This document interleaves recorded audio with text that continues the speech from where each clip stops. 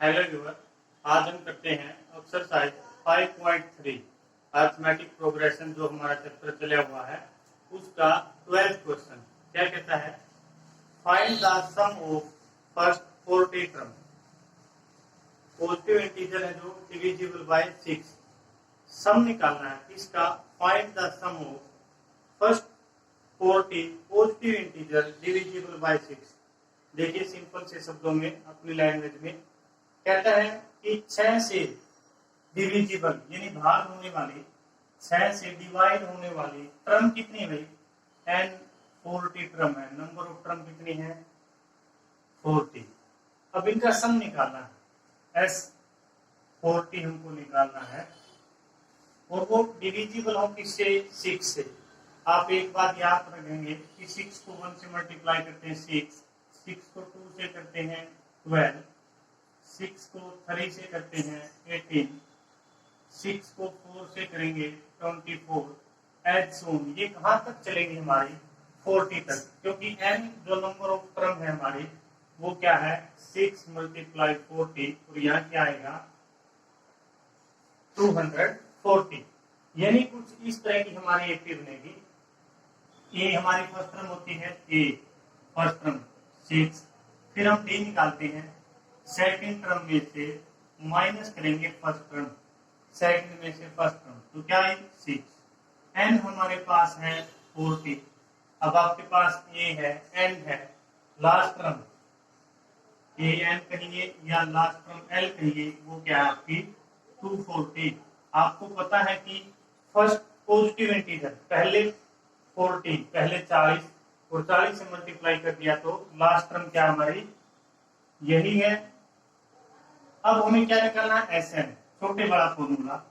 Sn is equal to n/2 into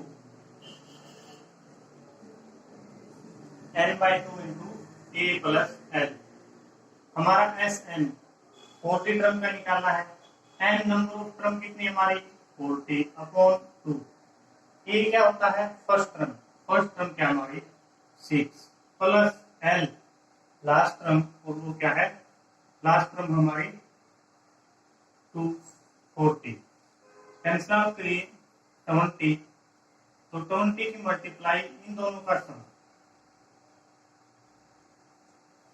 multiply करेंगे 0, 2 6 जा 12, 1 carry, 2 4 जा 8 और 1 कैरी 9 और 2 2 जा 4।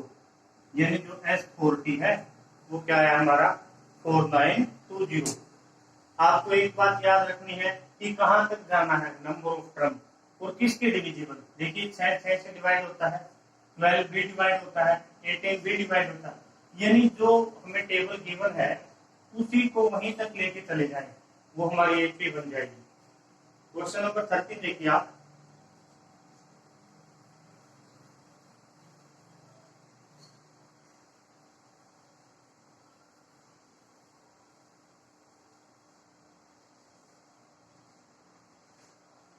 Find the sum of first 15 multiple of 8। कहता है कि 15 मल्टीपल है और वो किसके हैं भाई? 8 के। 8 के मल्टीपल, मल्टीपल का मतलब गुणांक, जिसको हम गुणा करते जाएंगे। और कहां तक करेंगे? n नंबर ऑफ टर्म कितने हमारे? 15 की 15 तक आप गुणा करिए और क्या आता है आपका? क्या निकालेंगे? सम। 8 को अगर 1 से गुणा करते हैं तो 8 की 2 से मल्टीप्लाई 16, 8 की अगर 3 से मल्टीप्लाई करते हैं 24, दोनों चलती जाएंगी। लेकिन कहां तक चलेंगी?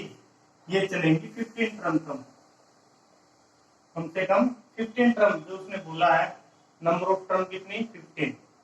तो यहां अगर इसकी मल्टीप्लाई करते हैं तो 8 आपको टेबल आने चाहिए सबसे पहले, तो 120। यानी ये A1, A2, A3, A4, A5, last की term A15। n number of term कितना है? 15। तो यहां से क्या पता हमें? A फर्स्ट टर्म होती है 8, B सेकंड टर्म में से माइनस करेंगे फर्स्ट टर्म, 16 में से 8 माइनस करेंगे तो 8। n पता है, नंबर ऑफ टर्म कितनी है? 15। की कहां तक जाना था? 15 नंबर तक। फिर क्या पता हमें? L लास्ट टर्म पता है, वो क्या है? 120। सेम टू सेम इससे पहले वाला क्वेश्चन 12 किया है वही। एस एन निकालेंगे, n/2 into A plus L. N number of term कितना आपकी बात 15, 15/2। ए फर्स्ट टर्म और वो क्या हमारी 8। लास्ट टर्म वो कितना है 120, यानी 15/2 और इनको ऐड करेंगे तो 128। इसके मल्टीप्लाई में रहेगा, कैंसिल आउट करिए, 2 6 जा 12 और 2 4 जा 8, यानी यह था आपका 15 की मल्टीप्लाई 64 के साथ। 15 4 जा 60, 6 कैरी, 15 6 जा, आपको टेबल आनी चाहिए, बिल मस्ट है तो 90 और इसको ऐड करेंगे जो हमारी कैरी थी 6 तो 96। जिसको नहीं आती हुई यहाँ मल्टीप्लाई कर लीजिए, 5 की टेबल से 5 4 जा 22 कैरी, 5 6 जा 30 और 2 वो था ही, तो यहाँ से 4 और 6 0 6 9, यही हमारा क्या है ऐसे 15। आपको टेबल आनी चाहिए, फॉर्मूले आपको याद हो। फर्स्ट टर्म क्या है डी, सेकंड टर्म में से first term minus n number of term, कहां तक जाना था 15 नंबर तक। एल लास्ट टर्म हमारी वही जो 15 टर्म है 8 का मल्टीपल, तो 15 की 8 से मल्टीप्लाई करते हैं तो 120, यही हमारी क्या रहेगी 15 नंबर की टर्म रहेगी। सम निकाल दिया हमने। नेक्स्ट क्वेश्चन देखिए आप,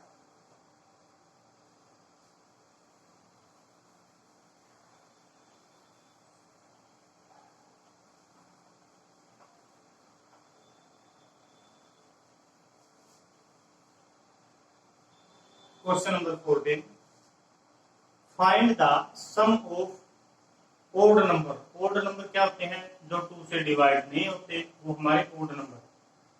between 0 and 50 find the sum of odd number. Odd number है वो और किस किस के बीच के हैं 0 से 50 के बीच में। देखिए 0 से 50 के बीच में, 0 से 50 यानी ना ही उसमें 0 और ना ही क्या रहेगा 50, तो इनके बीच में कौन से नंबर आते हैं पहले वो लिखिए आप, 1 2 3 4 5 6 और यहाँ जाएंगे तो 49 और इससे पहले 48, यानी 0 से 50 के बीच में हमारे ये नंबर आते हैं। फिर कहते हैं हम इवन नंबर। भाई इवन नंबर कौन से हैं जो 2 से डिवाइड होते हैं, 2 4 6 यहां तक चलेंगे और ये भी आएगा उसके अंदर, क्या आया 2 4 6 8 और लास्ट में 48। ओड नंबर हमारे, ओड नंबर क्या होते हैं जो 2 से डिवाइड नहीं होते, यानी यहां से 1 फिर 3 फिर 5।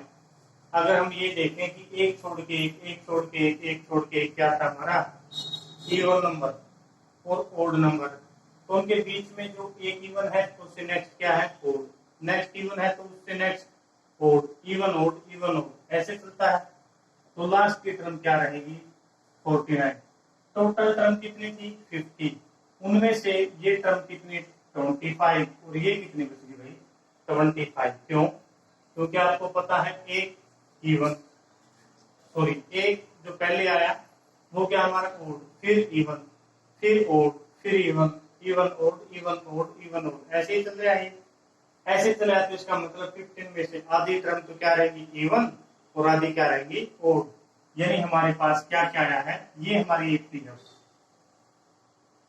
ये हमारी फर्स्ट टर्म 1, डी निकालेंगे सेकंड टर्म में से फर्स्ट टर्म माइनस करिए 3 minus 1 2, and number of term कितनी हमारी 25, हमें पता है इसका भी, लास्ट टर्म का भी पता हमें वो क्या है 49, क्योंकि 50 तक जाना था हमें और उससे पहले कौन ओड नंबर क्या आता है 49, तो हमें ये सब पता है। अब क्या निकालना है सम।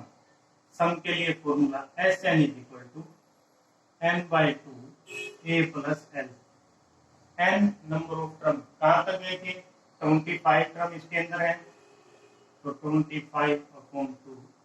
ए फर्स्ट टर्म क्या है हमारी 1, लास्ट टर्म भाई जो 25 नंबर पर टर्म आई वो क्या है 49, तो 25/2 इनको ऐड करेंगे तो 50, 2 की टेबल से कैंसिल आउट 25 के साथ मल्टीप्लाई, आपको स्क्वायर भी याद हो 30 तक, तो क्या आया S25 625। कुछ भी नहीं है, हमने जस्ट क्या लिखा, काउंटिंग लिखी 1 से 50 तक, एक ओड एक इवन, एक ओड एक इवन, यानी जो 25 टर्म है वो क्या है हमारी इवन है, और 25 टर्म क्या थी ओड। जो 25 आया है 25 वो क्या हमारी एन यानी नंबर ऑफ टर्म, उसके अंदर कितने टर्म आई वो 25 थी। लास्ट टर्म जो लास्ट में आई 49, उसको एल से डिनोट करेंगे। फर्स्ट टर्म ए वो क्या है 1, और डी निकाल दिया। उसके बाद क्वेश्चन, नेक्स्ट क्वेश्चन देखिए आप,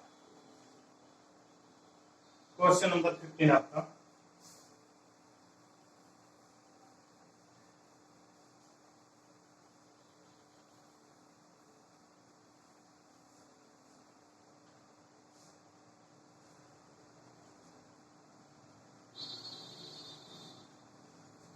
क्या कहता है क्वेश्चन में कि contract on construction job specified. भाई कोई कॉन्ट्रैक्ट है, किसी को ठेका दे दिया, जिस तरह हम अगर हमारी लैंग्वेज में कहें, a contract on construction job specified a penalty for delay of completion beyond a certain date as follow. कहता है अगर किसी को हमने ठेका दिया है या किसी के साथ कॉन्ट्रैक्ट कर लिया कि आपको ये मकान ये बिल्डिंग इतने दिन में तैयार करनी है, अगर आप उसको लेट करते हैं हमारे दिए हुए टाइम से, उसके ऊपर क्या लगेगी पेनल्टी, यानी उसके ऊपर आपको जुर्माना लगेगा। वो क्या कहता है 200 फॉर द फर्स्ट डे, अगर आपको एक दिन लेट करते हैं उस काम को तो 200 रुपए जुर्माना।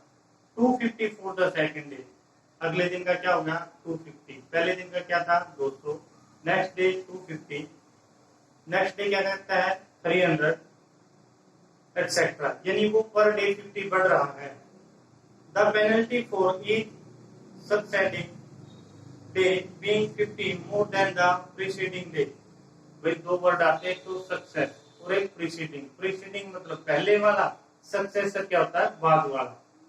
तो ये क्या कहता है कि जो बाद वाला दिन आता है उस पे क्या पर डे 50 रुपए फाइन लगता है।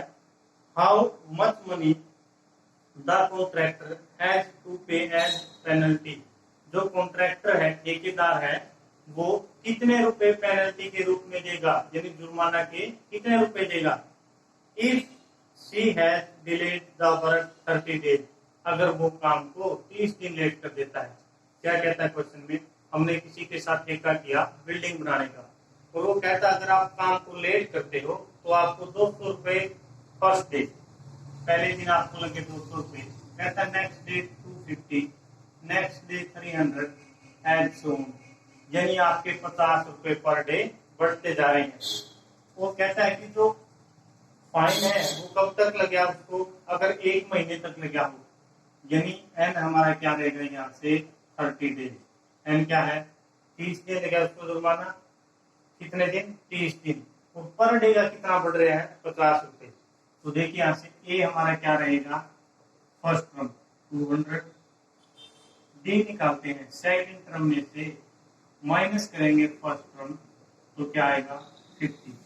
ए पता है, डी पता है, एन पता है हमें, यानी वो 30 दिन के लिए कुल कितना जुर्माना देगा। अगर वो किसी काम को 1 महीना लेट कर देता है तो उसको कितना फाइन लगेगा वो निकालेंगे। एस एन के लिए फॉर्मूला है आपका n/2 into 2a plus n-1 into D.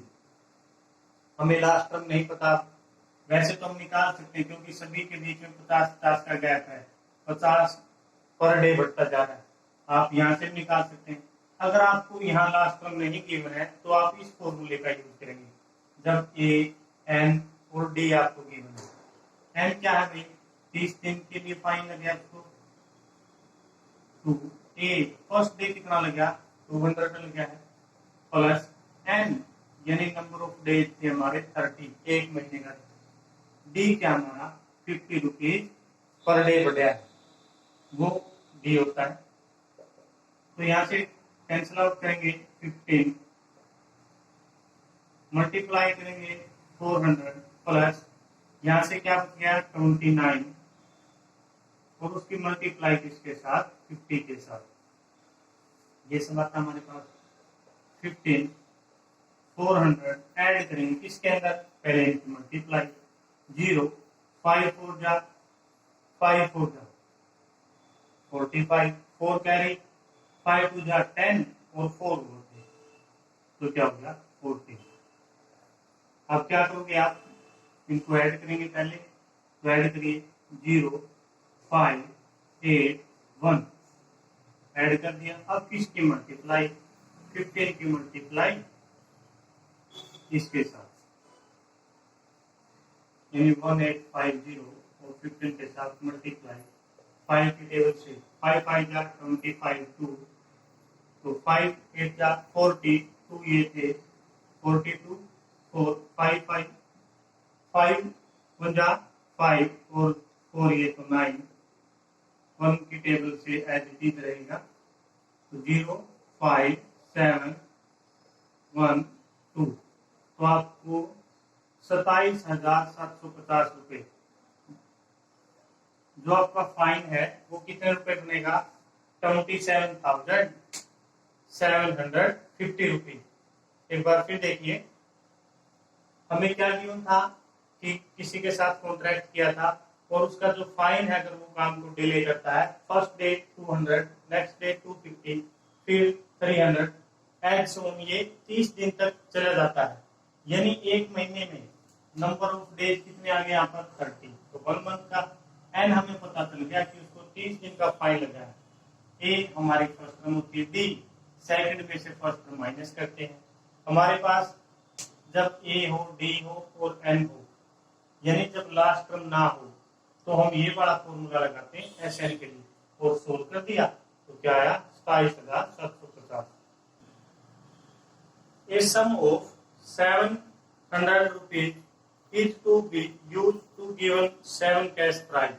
कहता है कि 700 रुपए हैं 7 कैश प्राइज दिए हैं to students of a school for their overall academic performance. जो बच्चों की परफॉर्मेंस रहती है जो अच्छे होते हैं पढ़ाई में यानी जो बेस्ट बच्चे हैं उनके लिए कहता है कि 700 रुपए दिए हैं कितने बच्चों को 7 कैश प्राइज 7 बच्चों को दिए हैं। If each prize is 20 rupees less than preceding prize. कहता है अगर एक प्राइज अपने पहले वाले से 20 रुपए कम हो यानी पहले वाले को अगर 100 मिले हैं तो सेकंड को 80 पहले वाले से 20 रुपए कम होता जाता है। Find the value of each of the prize. कहता है कि हर एक प्राइज की कीमत बताइए कितनी है यानी हमें क्या गिवन है S7 वही 7 कैश प्राइज दिए और टोटल कैश कितना बांटा है उसने 700 रुपए उसने इनाम में दिए। और फिर क्या कहता है वो कहता है कि हर एक को 20 रुपए कम पहले वाले से 20 कम मान लिया इसको अगर 100 देता है तो दूसरे वाले को 80 उससे कम फिर उससे कम ऐसे देता है वो इसको। आप समझ गए होंगे। तो देखिए यहाँ से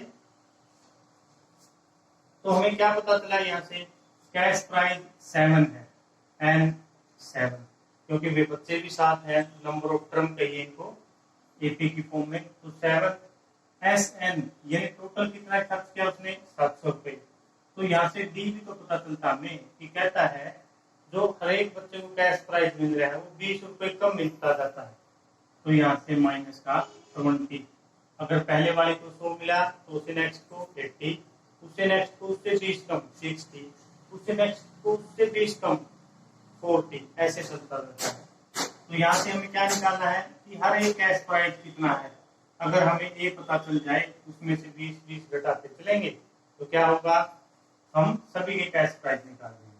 तो यहाँ से देखिए फॉर्मूला एस एन का n by 2 into 2a plus n minus 1 into d। अब की बार एस एन गिवन है भाई 7 बच्चे थे तो उनको उसने 700 रुपए दिए। नंबर ऑफ टर्म यानी कितने बच्चे थे 7 7 कैश प्राइस दिए थे, टू ए पता नहीं तो A as it is plus N 7 cash price थे, डी माइनस का 20, कहता कि हर एक में से 20 रुपए कम करता जाता है। तो यहाँ से देखिए इसको इधर लेके आएंगे तो क्या रहेगा, 700 डिवाइड में था मल्टीप्लाई में, और 7 मल्टीप्लाई में था डिवाइड में। यहाँ से 2a प्लस 7 माइनस का 1 6 मल्टीप्लाई माइनस का 20, 7 की टेबल से 100, इसकी मल्टीप्लाई करेंगे 200, 2a।